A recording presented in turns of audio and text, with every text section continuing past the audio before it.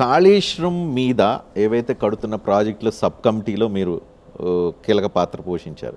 Finance మినిస్టర్గా ఉన్నారు. సరే, కాళేశ్వరం కార్పొరేషన్ ఏర్పాటు చేశారని చెప్తున్నారు అనుకోండి, కానీ ఫైనాన్స్ మినిస్టర్గా ఉన్నారు. క్యాబినెట్ మీటింగ్స్లో మీరు కీలక పాత్ర పోషించే అవకాశం ఉంది. క్యాబినెట్లో డిస్కషన్ జరిగితే మీ ముందుకు కూడా వచ్చే అవకాశం ఉంది. కానీ ఇప్పుడు తెలివిగా నాకు సంబంధం లేదని తప్పించుకునే ప్రయత్నం ఏమైనా చేస్తున్నారా? నో. నేను ఒక మాట, రజనీకాంత్ గారు, అంటే మీకు బిజినెస్ రూల్స్ తెలవాలి.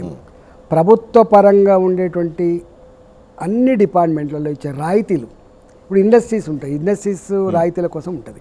ఇండస్ట్రీస్ రాయితీలలో కూడా ఆర్థిక మంత్రి ఉంటాడండి.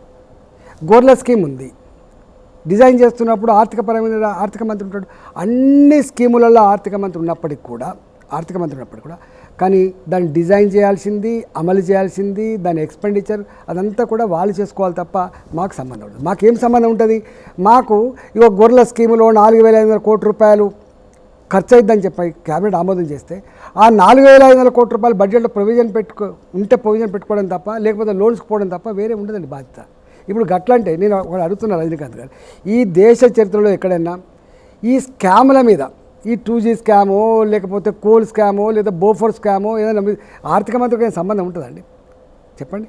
ఇవాళ రాష్ట్రంలో కూడా ఫస్ట్ టైం చూస్తున్నా ఆర్థిక మంత్రిగా వివిధ డిపార్ట్మెంట్లకు బడ్జెట్ అలొకేషన్ చేసి ఆ బడ్జెట్ లిమిట్లో డబ్బులు ఖర్చు పెట్టే దానికోసం మా దగ్గరికి వస్తాయి తప్ప దాని లోపల ఏం జరుగుతుందని మాకు సంబంధించి సరే.